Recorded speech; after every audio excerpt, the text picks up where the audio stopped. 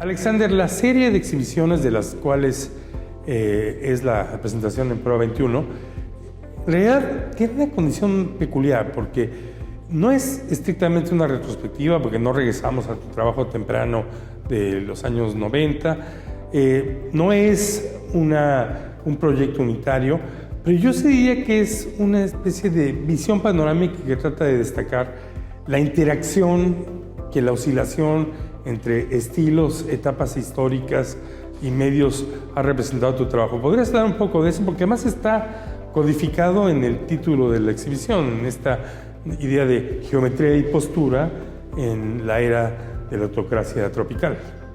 Realmente a mí lo que me interesa desde los 2000 prácticamente es un poco cómo crear ciertas situaciones, ciertos trabajos, ciertas fotografías y videos en las cuales de alguna manera reflexionen sobre nuestro origen político, sobre cómo nos operamos políticamente a través de la historia del arte, de la historia de la arquitectura, pero visto a través de mi propia condición de género, de sexualidad, de raza, de clase social y conjugar un poco todos estos elementos para crear ciertas narrativas.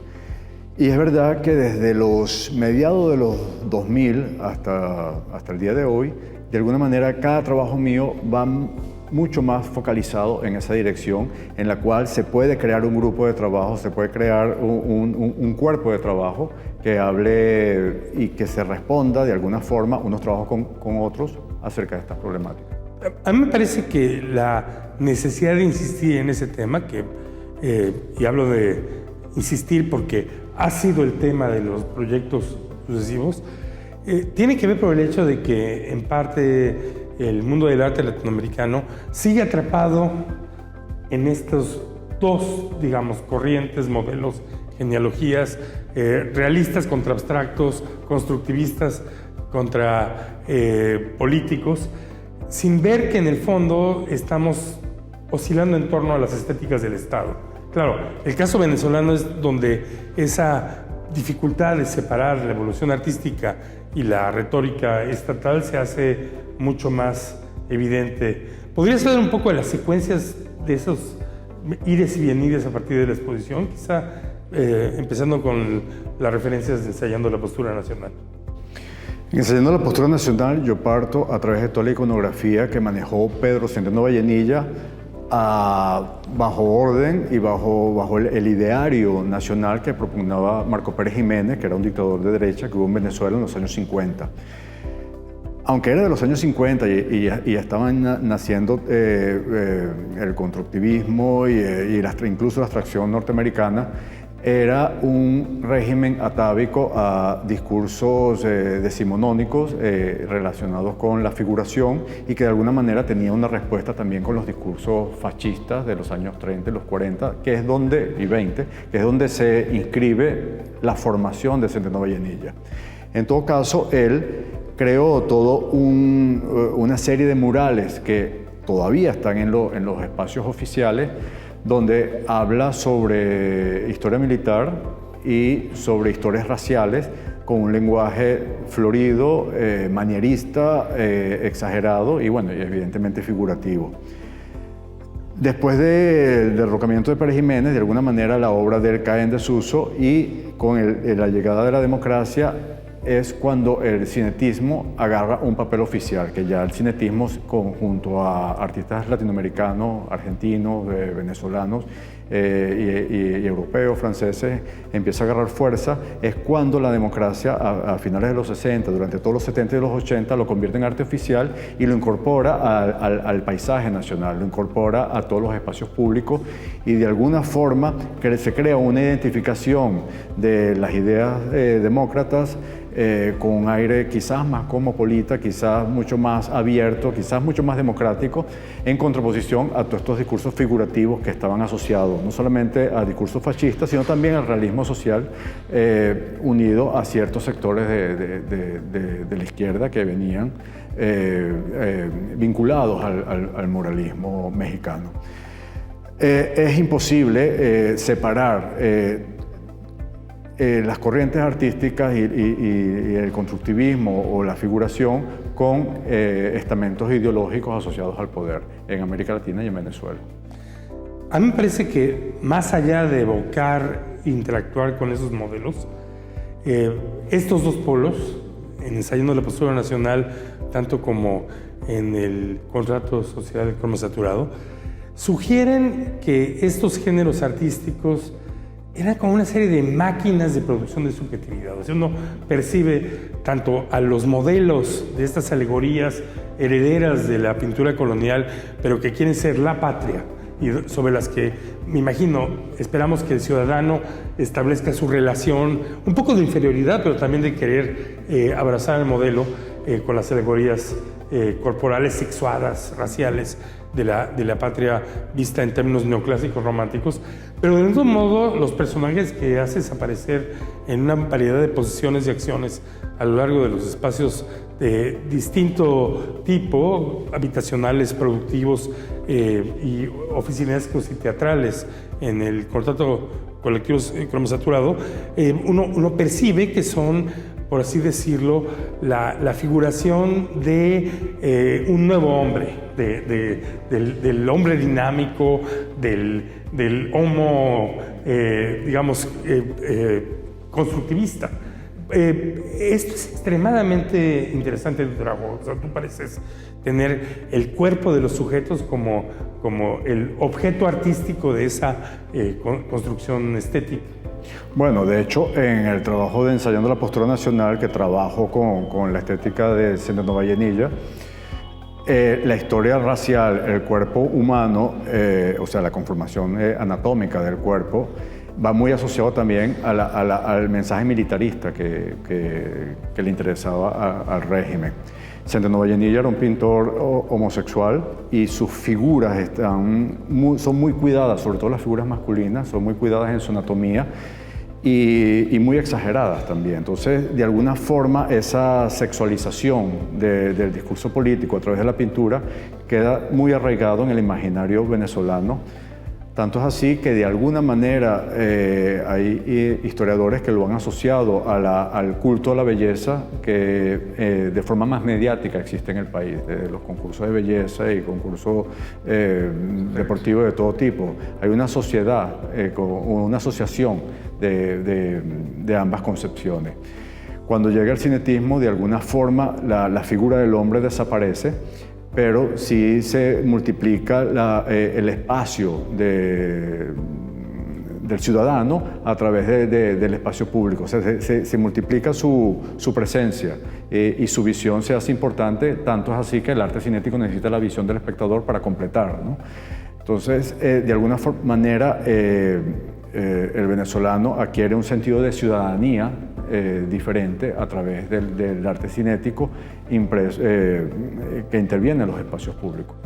Y en tu película, de hecho, al apropiarse de las cromasaturaciones de Cruz Diez, también sugieres que el espacio mismo de la democracia fue este espacio demarcado por colores, que es la iconografía de los partidos políticos. Y eso yo creo que liga esa pieza con las pinturas, fotografías, y que en Buenos Aires regresan a hacer pinturas de los emblemas constructivistas como memoria de una serie de partidos políticos desaparecidos. Sí, en la serie de partidos políticos desaparecidos, que son las pinturas de los emblemas políticos durante todo el periodo democrático, el color evidentemente es muy importante. El color es un vehículo de comunicación en la cual los artistas cinéticos, en especial Cruz Diez, trabaja con ello. En mi video no solamente opera de esa manera, sino que en algún capítulo ese juego de cromosaturación opera como un elemento también de ilusión y de realidad intangible, que crees que lo tienes, crees que lo agarras, pero a la vez se va, a la vez no está, que es un poco lo que pasó con la democracia. O sea, al final era un valor que de alguna manera pensábamos que era sólido, pero como buen arte cinético se movía, se desplazaba y se iba, y se fue. Y se convirtió en espejismo, pareciera sugerir. En espejismo, y de hecho en uno de los capítulos hay un espejismo, ¿no? O en una decoración superficial. Es, sin embargo, muy distinto el hecho de que pareciera que tú ves la fase precisamente del autoritarismo tropical como una fase donde una de esas líneas culmina efectivamente en la construcción de personajes. La pieza que está aquí precisamente, el gran despliegue de imágenes que forman régimen, dramatis personae, lo que hace es tomar a una variedad de modelos, todos ellos ligados con determinadas causas de derechos humanos y de movimientos LGBT, para escenificar caracteres un tanto satíricos, un tanto en la exageración precisamente del teatro de drag, en lo que se ha convertido la sociedad bajo un gobierno populista, ¿no? O sea, estos sí son las imágenes, repito, en blanco y negro o en grisalla, con un cierto estilo clasicista, monumentalizado, de los personajes en los que los individuos acaban apareciendo bajo la presión tanto de la construcción de un régimen como de la represión y como del intento de salir de él. Sí, de hecho me interesaba justamente que fueran en blanco y negro, no solamente por tomar herramientas de retratos clásicos, sino para de alguna manera también jugar con la idea de cuán fácil puede ser que un personaje en algún momento termine siendo un personaje antagónico, donde realmente no hay una gran diferencia, que hay una gama de grises que se superponen y de alguna manera aplastan, ¿no? Aplastan todo este gran retrato mutado de la sociedad venezolana a través de la construcción hecha por los transgéneros. Por otro lado, me interesa mucho en estos retratos este maquillaje teatralizado para aumentar un poco más o acentuar un poco más la construcción de los personajes, y también tribalizado para de alguna manera ejemplificar que la política venezolana y latinoamericana también es así. Funciona a través de clanes, funciona a través como de un pensamiento tribal inamovible. Y es un poco también lo que ha pasado en Venezuela. Entonces estos retratos los he conformado de esa forma, pero el blanco y negro me era muy importante, y en la cual en las últimas instalaciones de esta serie lo he contrapuesto con el rojo de las paredes. Hay un personaje, sin embargo, que no ha necesitado del recurso de la exageración, que es hiperbólico en sí mismo, y es el antimotines. Es muy peculiar, y creo que el público no necesariamente lo va a notar de primera entrada, que la máscara de los antimotines que muestras es la máscara efectiva, diríamos, antropopeica, o sea, una producción de imagen para dar miedo que utiliza la fuerza policial. Sí, es terrible realmente que no sea una exageración, que sea tal cual. Es una máscara que se usa en los comandos para operaciones especiales, donde evidentemente el primer impacto que buscan es el de crear terror, y lo logran. Déjame introducir un tema muy clave en muchas obras. Si bien hay esta panoplia de posiciones culturales, pictóricas, sexuales, un elemento que atraviesa como una explosión tus obras es el transvesti. El transvesti que aparece como el sujeto de una especie de liberación, o por lo menos de subversión, que escapa, pone en crisis, imita la trama de identidades, ¿no? Es aquel que en cierta manera irrumpe en medio de las cebras del piso de colores de Cruz 10, pero también es aquel que en la Avenida Libertador pone en crisis nuestro canon pictórico, artístico, haciéndose parecer por Gego, el propio Cruz 10, etc. Por supuesto, tú eres un artista que está plenamente identificado con una posición sexual disidente, pero es muy importante este hecho, el hecho de un tercero excluido que irrumpe en el espacio de representación. Sí, me interesa. Cuando hago mi trabajo, o cuando he hecho mi trabajo desde mis inicios, nunca yo he trabajado con los testimonios o problemáticas específicas del sujeto a quien yo fotografío o del sujeto con que yo hago un video. de alguna manera siempre son representaciones de problemáticas que me interesan. Los travestis y los transgéneros para mí no son figuras ajenas a mi cotidianidad, o sea, están totalmente incorporados a mi campo de acción y incluso a mi círculo íntimo, y por tanto para mí no hay un exotismo, ni mucho menos trabajar con ellos. Sin embargo, repito, a mí no me interesa trabajar con las problemáticas específicas ni del individuo ni como colectivo, sino de cómo opera sus estrategias dentro de algunas narrativas en mis trabajos. La figura del transgénero en el video Avenida Libertador o en la pieza de Régimen, yo me detengo en su estrategia. De hecho, no opera de una manera diferente tanto en un trabajo como en el otro, incluyendo contrato colectivo cromosaturado y en otros proyectos que estoy por realizar.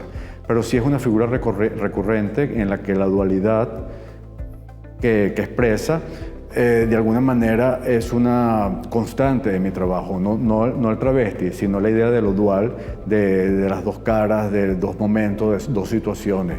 Es algo en la cual atraviesa de norte a sur realmente casi toda mi producción. Una última cuestión, y es quizá situarte en otro campo de clasificación.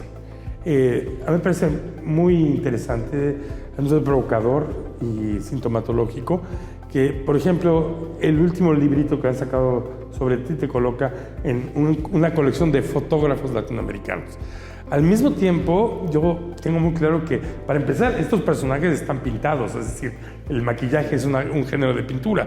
Los partidos políticos son imágenes colorísticas trasladadas a cuadros que son fotografiados y en este caso son incluso pintados en forma de mural.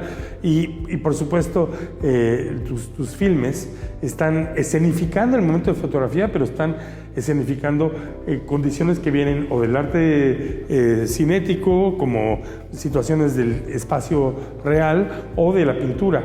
Hay algo en donde el medio fotográfico, aunque es algo que tú usas de manera general, también me parece como un género transvesti. No haces fotografía derecha, no sucede que representes la cámara, sino una especie de producción de imágenes compleja y múltiple. Sí, es tal cual lo que dices, incluso desde que yo estudiaba fotografía. Cuando yo estudiaba fotografía, todos mis compañeros trataban de hacer como el documento más expedito sobre la realidad en la cual vivían. Y yo tomaba fotografías y donde pasaba realmente tiempo era en el laboratorio, ver cómo podía yo trastocar lo que yo había fotografiado. De alguna manera eso ha acompañado toda mi producción y de alguna forma sí me interesa crear cruces creativos y de técnicas y de soportes con relación a la foto. Me siento muy cómodo con las fotos, pero sí para mí es mucho más enriquecedor cuando lo vinculo o cuando lo mezclo con video o con dibujo, o incluso cuando estoy dentro de la fotografía misma, jugando con los propios parámetros fotográficos, incorporo, como tú bien dices, la pintura dentro del sujeto, dentro del cuerpo, o incluso como en la serie de Partidos Políticos Desaparecidos, que son pinturas literales en la cual yo finalmente fotografío. Al final, ¿es una fotografía o es una pintura o qué es? Esos cruces me interesan mucho y eso hace que para algunos espacios o escenas de fotografía más purista sea de alguna manera quizás una figura incómoda.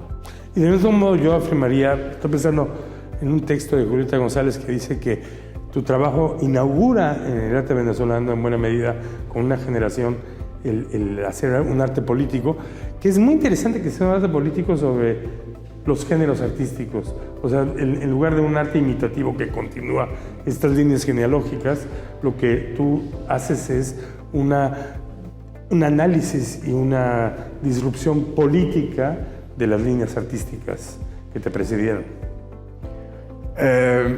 La verdad es que a mí cuando hago mi trabajo desde siempre, incluso hasta el día de hoy, yo no puedo separar mi experiencia cotidiana y mi experiencia como hombre de mi edad, de mi nacionalidad, con mi background, de mi condición sexual, de mi condición racial, acerca con la política con la cual yo vivo y me desenvuelvo. Entonces, de alguna manera, incorporar la historia del arte o incorporar la historia de la arquitectura, de alguna manera estoy incorporando es mi espacio, de alguna manera estoy incorporando son mis vivencias y mi posición ante ello. Entonces, yo no trato de hacer una disección o un estudio desde una distancia. Yo lo que hago es hablar un poco de mi experiencia y de mi propia vivencia, en la cual me es imposible separar una cosa de la otra. Entonces, por eso se incorporan todos estos elementos para